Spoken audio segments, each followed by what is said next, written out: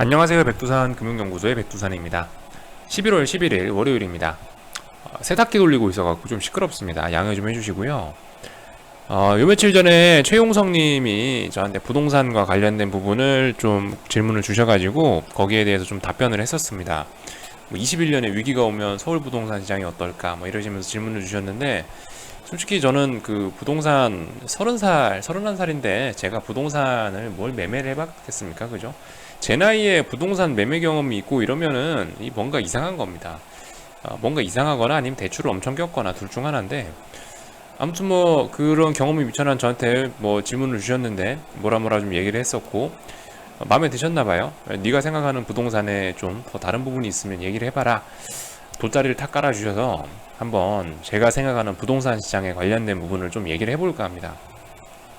솔직히 주식 얘기만 많이 하지 부동산 쪽은 얘기를 잘 안 하기 때문에 뭘부터 얘기를 해야 되나 싶어서 뭐부터 얘기해야 하나 싶어서 이렇게 좀 개인적으로 짧게 목차를 좀 만들어 봤습니다. 우선은 자, 이 부분부터 좀 얘기를 할게요. 부동산만의 특징이 있는 것 같습니다. 이 주식 그러니까 다른 어떤 시장에도 통용되지 않는 부동산만의 특징, 다른 뭐 재화 서비스 뭐 주식 시장 아무것도 없는 오직 부동산만의 특징, 제가 봤을 때 이건 것 같아요. 희소성.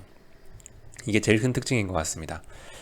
제가 지금 녹화하고 있는 이 방이나 이 녹화하고 있는 이 오피스텔이나 여러분들이 주무시고 계시는 생활하시는 그 공간, 전 세계에 하나밖에 없죠. 예.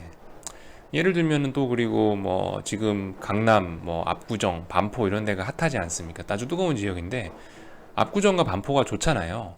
그러면 우리 시장 논리는 뭡니까? 압구정과 반포가 수요가 많으면 압구정과 반포를 많이 공급하면 되지. 근데 이게 부동산에서 될까요? 안 되죠.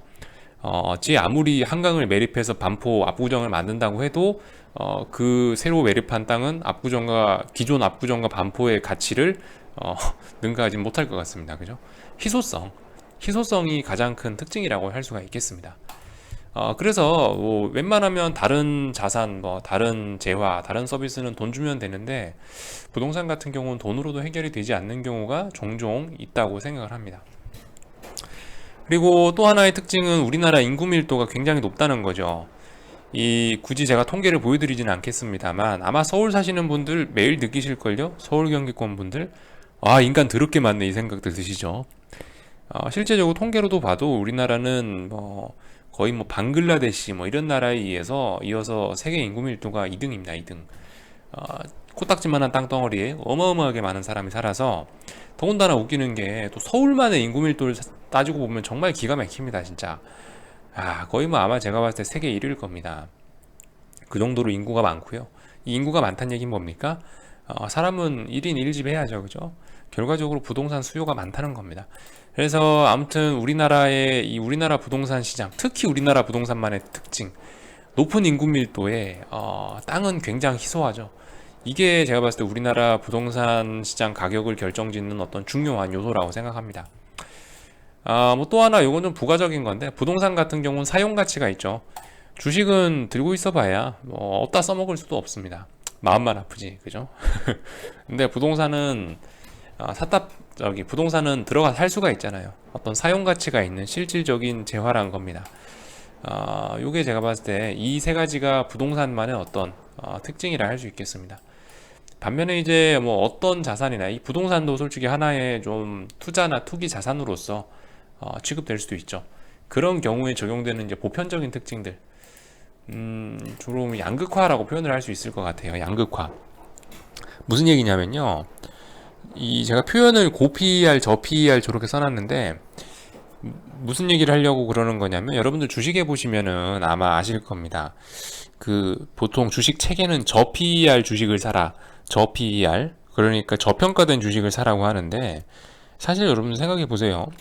저 PER, 저평가된 주식을 단기적인 좀 측면에서 얘기하는 건데, 저평가된 주식을 샀을 때하고 고평가된 주식을 샀을 때하고 솔직히 생각해 보시면, 저평가된 주식이 제 가격을 받기 기다리는 것보다 고평가된 고 PER인 주식을 사갖고 빨리 먹고 빠지는 게 훨씬 수익률이 좋았던 경우가 아마 많으셨을 거라 생각합니다. 무슨 얘기냐면은 이것도 좀 약간 뭐 주식과 같이 부동산 이 바닥도 약간 인기 게임, 뭐 인기도 이런 게 조금 좀 영향을 미치는 거다 보니까 사실 여러분들 돈만 있으면 누구나 강남 살고 싶죠, 그죠? 인프라 좋고 문화시설 잘 돼 있고 그렇기 때문에 누구나 강남 살고 싶어 합니다. 그래서 뭐예요? 고PER. 솔직히 강남은 뭐 솔직히 뭐 주거 가치만 놓고 보면은 뭐 조금 비싸다 이 정도 생각을 할 수 있지 않겠습니까? 그죠? 뭐 수요와 공급 이런 걸 다 떠나서 어떤 뭐 그 주거 가치로만 놓고 봤을 땐 솔직히 뭐 미세먼지에 뭐 교통 정체에 뭐 이런 거 생각해 보면 솔직히 주거 가치에 비해서 좀 비싸다 생각되지 않습니까? 근데도 불구하고 계속 가격은 오르고 있죠.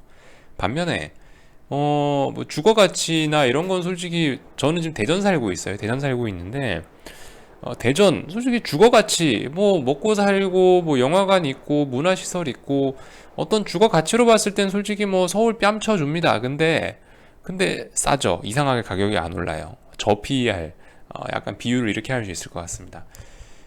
인기가 없는 거죠. 누구나 강남 살고 싶어 하지 대전 살고 싶어 하진 않잖아요. 그죠? 이런 것 때문에 이 고 PER, 저 PER, 고 PER은 계속 고, 저 PER은 계속 저.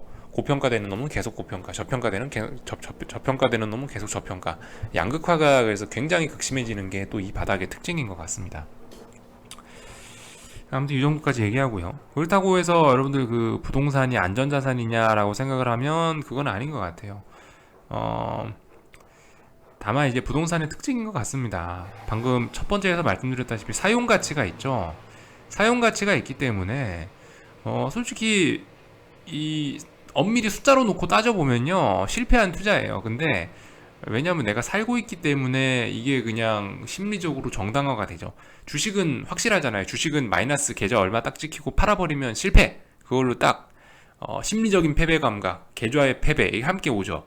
그렇게 해서 패배가 확실하게 느껴지고 위험하다 느껴지는데 부동산은 상대적으로 그런 면에서 있어서 야, 내가 강남을 샀었으면은 지금 몇 억이 남았는데 내가 그때 어디에 집을 샀더니 지금 집값이 오르지도 않고 사실 투자 실패입니다.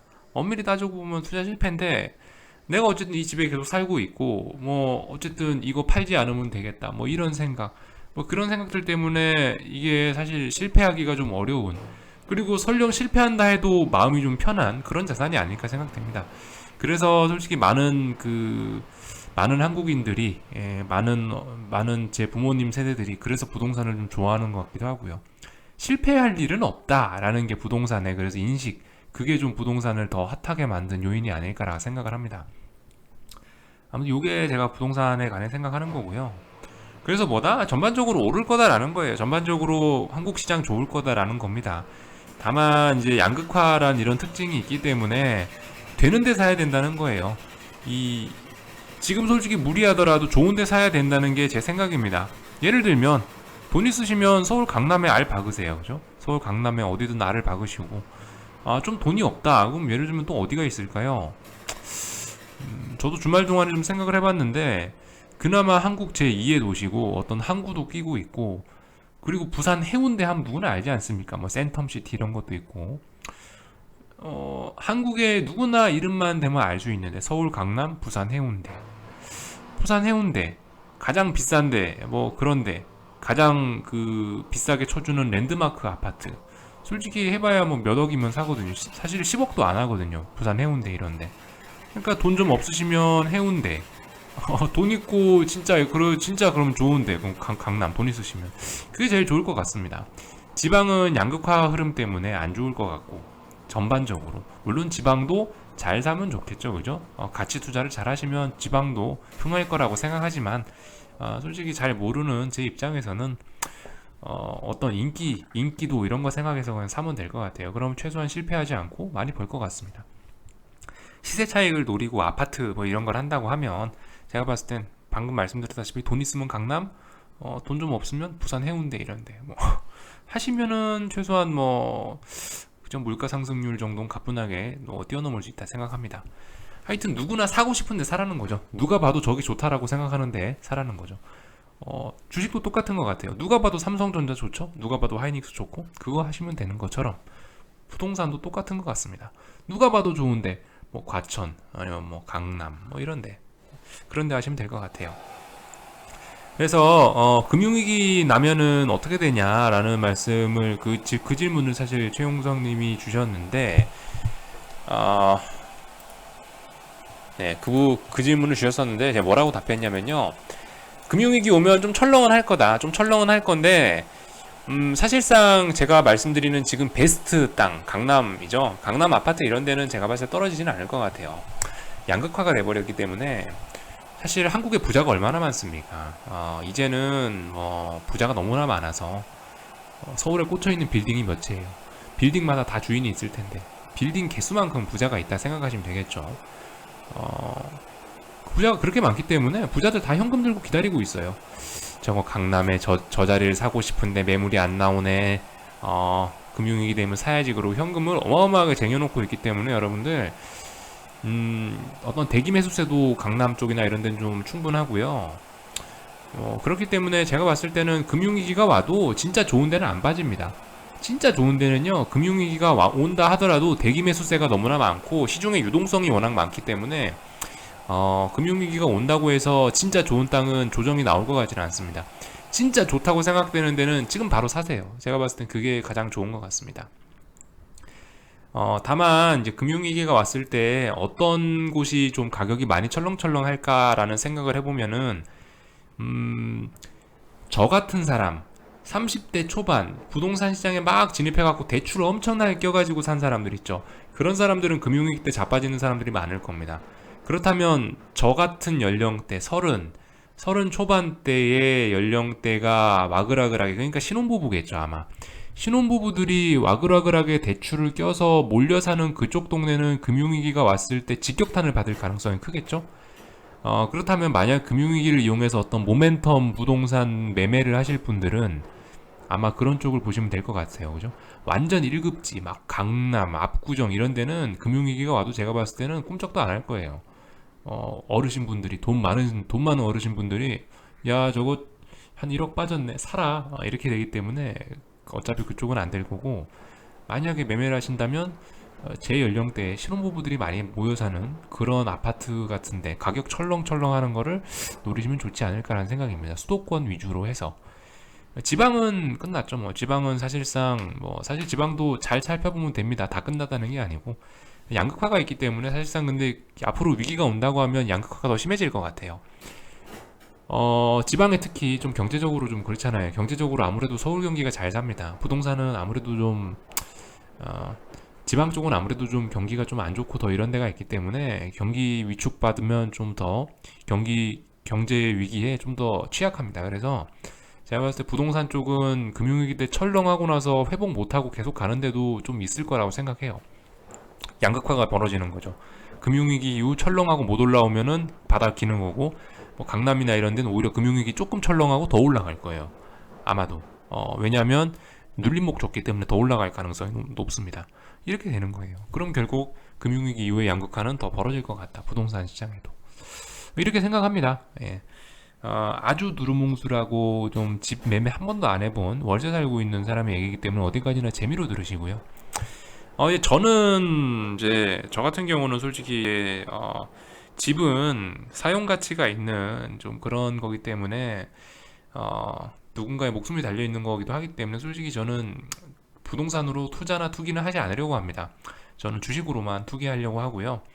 남한테 피해 주는 것 같아서 부동산으로 그걸 하면 좀 남한테 피해 주는 것 같아서 좀 부동산은 안 할 거고요.